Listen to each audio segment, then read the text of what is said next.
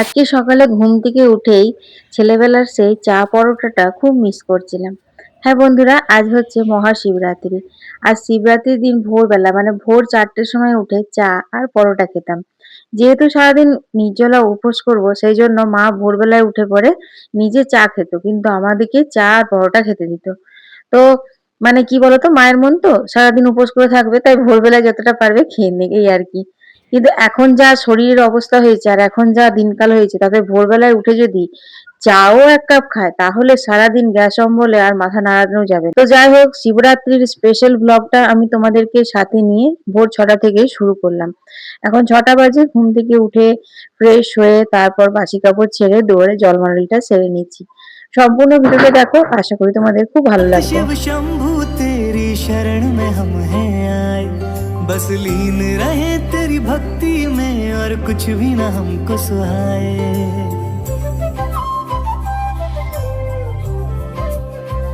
ओ भोलेनाथ शिव शंभू तेरी शरण में हम हैं आए। তো বুবলাও তো আমার সাথে ঘুম থেকে উঠে গেছিল। তারপর আমি ওকে বললাম যে কয়েকটা আকন্দ ফুল নিয়ে আয়। তো আকন্দ ফুল আনতে গিয়ে 1 ঘন্টা কাটিয়ে এলো। এত আকন্দ ফুল নিয়ে এসেছে, ওকে আমি বলেছিলাম যে খুব বেশি আনিস না, মালা করবো 5-6টা মতো, আর বাকি পুজো দেবো সেই মতো আনবি। তো এক গুচ্ছেক নিয়ে এসেছে, তো মা কয়েকটা এখন মালা করছে, আর আমি দেখতেই পাচ্ছ আজকে কাচাকুচি ভিজিয়েছি।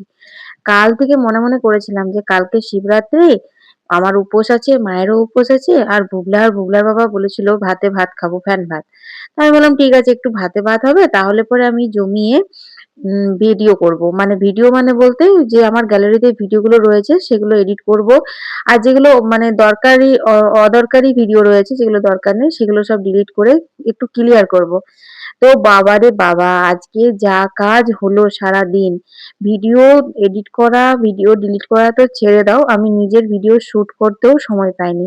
শুধুমাত্র কয়েকটা কাজকর্ম তোমাদের সঙ্গেই মানে শেয়ার করছি। তো হচ্ছে কাঁচা, দেখতেই পাচ্ছ যে কত কাচাকুচি। উঠোনের এত লম্বা উঠোন, তার সঙ্গে 3টে তার, সেই 3টে তার পুরো ভর্তি হয়ে গেছে। তারপর চলে এসেছি ছাদে। যত শীতের পোশাক আশাক ছিল বুবলার বাবা সবগুলো ভিজিয়ে দিল আজকে। অবশ্য আমাকে কাচতে বলেনি, ও আমাকে বারণই করছিল, ও বললো আমি নিজেই কেচে নেবো। কিন্তু ওই যে আমি দেখে শুনে চুপচাপ থাকতে পারি না। তো যাই হোক, আমি কাচলাম আর দু একটা ও কেচে দিয়েছিল। তো সমস্ত কিছু ধুয়ে মুছে মেললাম। তারপর কলের জল আসার পরেই কেচেছিলাম যেহেতু, তো ভাবলাম না কয়েকটা জল নিয়ে নিই। তারপর যে বাকি বড় বড় জায়গাগুলো খালি আছে সেগুলো ভরবো। তো কথা হচ্ছে এখন এইটাই, যে তোমরা হয়তো এখন আমাকে দেখে মনে করবে যে এই তো অর্পিতা বলল যে ভাতে ভাত করবে, মানে ফ্যান ভাত আলু সেদ্ধ, তাহলে হঠাৎ করে কি কি সব কাটতে বসলো কেন? এবার বলি শোনো, বুবলার বাবা বাজারে গেছিল, সবজি টবজি মাছ টাছ বাজার করেছে, যেহেতু আজ রোববার। তো সেখানে গিয়ে 4টে কচুরি খেয়ে এসছে। কালকের ভিডিওতে তো তোমরা দেখে নিয়েছো, রাত্রেবেলা ছোলার ডাল লুচি হয়েছিল। এবার রাতে ছোলার ডাল লুচি, ফের সকালে কচুরি খেয়েছে। তারপর কিছু মনে হয় অসুবিধা বুঝেছে, এসে বলছে আজকে ফ্যান ভাত আলু সেদ্ধ খাবো না, বুঝলে, ফ্যান ভাত খেলে অম্বল হবে, তুমি বরং আমাকে একটু ডাল ভাত করে দাও। আমি তখন মনে মনে করছি, আমি বুঝে গেছি যে আমাকে কি রান্না বান্না করতে হবে না হবে। আর আমি ওকে যখন কালকে বলেছিলাম যে ফ্যান ভাত খেও না, আজকে সকালেও যখন বাজারে গেল তখনও বলে গেল ফ্যান ভাত খাবো। আমি ওকে তখনও বললাম যে ফ্যান ভাত খেলে যে অম্বল হয়, ফ্যান ভাত খেও না, আমি ডাল ভাত করে দিই। না না না না না, ওসব কিছু করতে হবে না। তো যাই হোক, এখন দেখো 11টার সময় বলছে যে ডাল ভাত খাবো। তো ভাবলাম যে কি করব, তারপর মাথায় এলো যে একটু আলু ভাজা করে দিই মচমচে করে, একটু বেগুন ভাজা করে দিই, আর একটা মিক্স ডাল করে দিই সবজি দিয়ে। আর যেটা আমি দুবেলা করে রাখবো, তাহলে কি হবে যে সারাদিন উপোস করে এত কাজকর্ম করে। বন্ধুরা একটা কথা বলি, হ্যাঁ, ওটা মিক্স ডাল ছিল না, ওটা গাজর কুচি দিয়ে মিক্স করে একটা ডাল ছিল।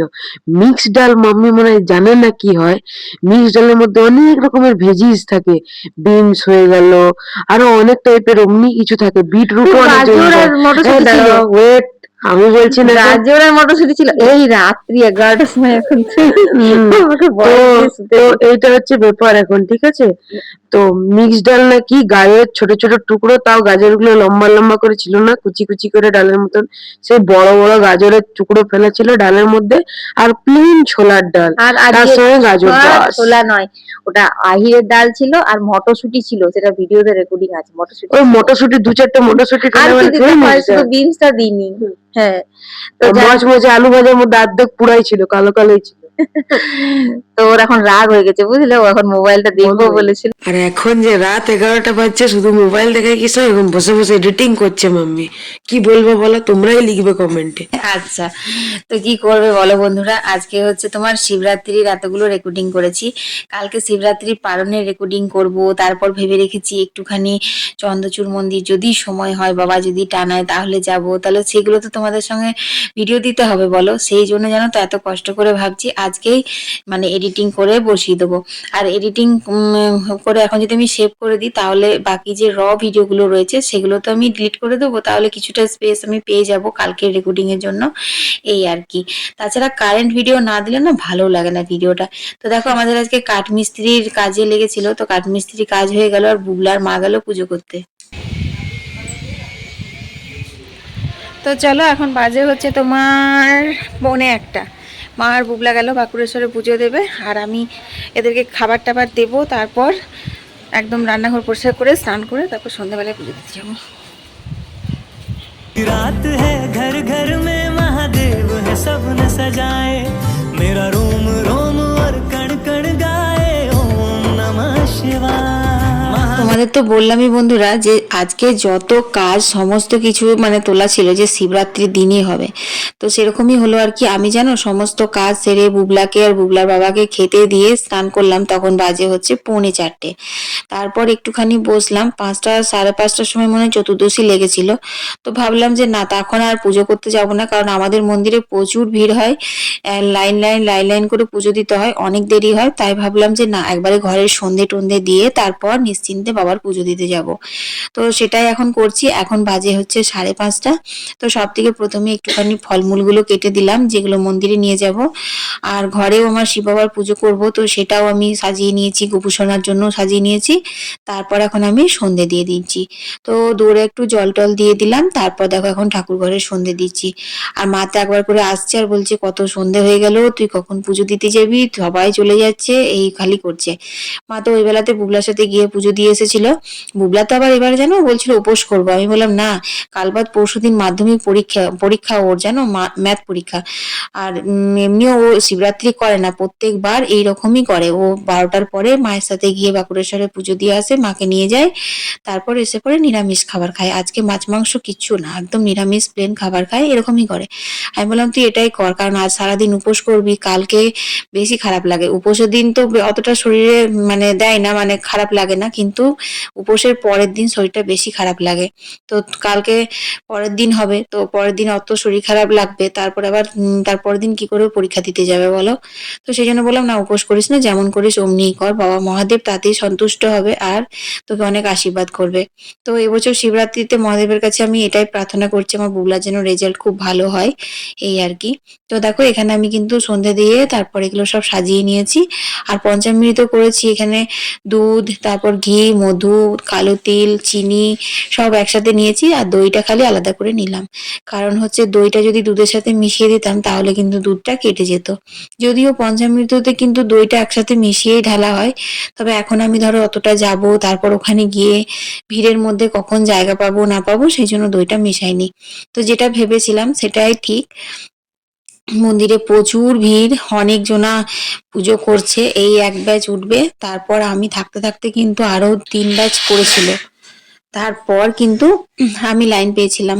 তো এখন দেখো মানে ভালোই হয়েছে, ভগবানের আশীর্বাদে মহাদেবের আশীর্বাদে আমার বান্ধবীগুলোর সাথে দেখা হয়ে গেছে, ওরাও ঠিক মানে আমাদের ফোন টোন করিনি, কিন্তু সবাই একসাথেই মন্দিরে এসে হাজির হয়েছি, যতজনকে তোমরা আমার ভিডিওতে দেখেছো আর কি পুজো পাশা কাজে কমে। তো অন্য সময় তো আমরা ফোন টোন করে একসাথে আসি, বাট এই সময়টাতে আসিনি, কিন্তু তবুও একসাথেই সবাই মিলে এক জায়গা হয়েছি, বেশ ভালোই লাগলো, একটু গল্প টল্প করলাম, তারপর আমি বরং ওদের থেকে একটু আগে পুজোটা দিয়ে নিলাম, জায়গা পেয়ে গেলাম সেই জন্যই। আর তারপরে সব থেকে বড় কথা, ঘরে জানো তো পুজোটা করে আসিনি, যখন এখানে এসে এরকম ভিড় দেখলাম না, তখন মনে হচ্ছিল ঘরে বাবার পুজো দিয়ে গোপুসোনাকে শয়ন দিয়ে তারপর যদি মন্দিরে আসতাম খুব ভালো হতো, কিন্তু বাবা তো একটু টানিয়েছিল, বলছিল একটু আয় আমার মন্দিরে বস, একটু নাম গান কর, এই আর কি।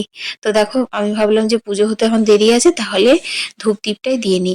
তো তার জন্য মা বাবার ঘরে প্রদীপ দিয়ে তারপর নন্দী বাবাকেও বাইরে একটু ধূপ দেখিয়ে দিলাম, তা করতেই 2-3 ব্যাচ পুজো হয়ে গেল। তারপরে এখন দেখো আমি পুজোয় বসে গেছি।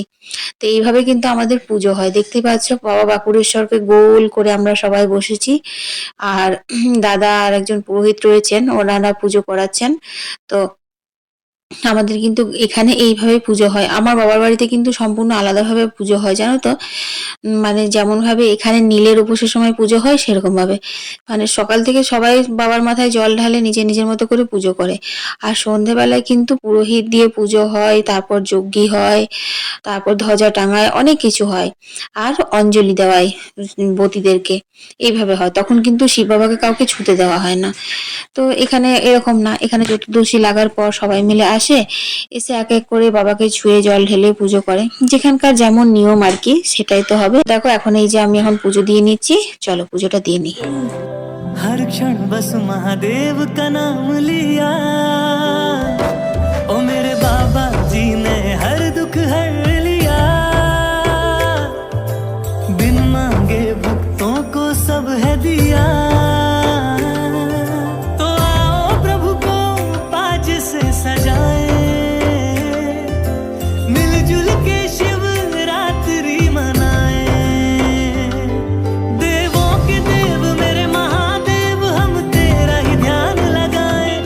इस रोम रोम और कण कण में प्रभु तुम हो समाए, तुम हो समाए। शिव की रात है, घर घर में महादेव है सबने सजाए। बड़े बोल्डू और सड़से का महादेव को भोग लगाए। शिव की रात है, घर घर में महादेव है सबने सजाए। मेरा रोम रोम और कण कण गाए, ओम नमः शिवाय, ओम नमः। তো বন্ধুরা, বাঁকুড়েশ্বর থেকে পুজো দিয়ে আসলাম, তারপরে এসে ঘরে একটুখানি পুজো করলাম, বাবাকে গোপালকে শয়ন দিলাম। তো আমি ভেবেছিলাম যে বাবা বাঁকুড়েশ্বরে ভিড়টা কম থাকবে, ওইখানে পুজো দিয়ে আসবো, এসে পরে ঘরে এসে মানে পুজো করব, গোপালকে শয়ন দেবো। কিন্তু ওখানে গিয়ে অনেকক্ষণ বসার পর আমরা পুজোর লাইন পেয়েছিলাম। আমি তখন মনে হচ্ছিল যে ঘরে যদি পুজো সেরে গোপালকে শয়ন দিয়ে নিশ্চিন্তে যেতাম তাহলে ভালো হতো। আসলে অনেকটা সন্ধে করে গেলাম, 5টাতে চতুর্দশী লেগে গেছিলো, 5টা কততে, কিন্তু তবুও ভিড় ছিল, প্রচুর ভিড় ছিল। আমি আসার পরে আরও 2-3 ব্যাচ বসলো, আমার বান্ধবীরাও বসলো, আমি একটু ফাঁকা জায়গা পেয়ে গেছিলাম তাই। তো এখন 8টা বেজে গেছে, আর চন্দ্রচূড় যাওয়া হবে না। আসলে বুবলাই বলছিল চন্দ্রচূড় করছিল। শিবরাত্রির রাতে কখনোই যেতে পারি না, মানে কোনোদিনই যেতে পারি না, খুব ঠকে যাই এখানে পুজো দিয়ে। তো দেখি কালকে সোমবার, কাল চতুর্দশীও থাকছে, কালকে যদি সম্ভব হয় তো বুবলাকে নিয়ে যাবো। বুবলা বাবার তো আর সময় হবে না, কাল ওর ডিউটি আছে সোমবার। তো বুবলাকে নিয়ে সকালবেলা একটু বাবার চন্দ্রচূড়ের মাথায় জল ঢেলে আসবো। চলো এখন আমি একটুখানি চা খাবো, তারপর রাতের বেলা ফল জল খাবো, তখন তোমাদের সঙ্গে শেয়ার করবো।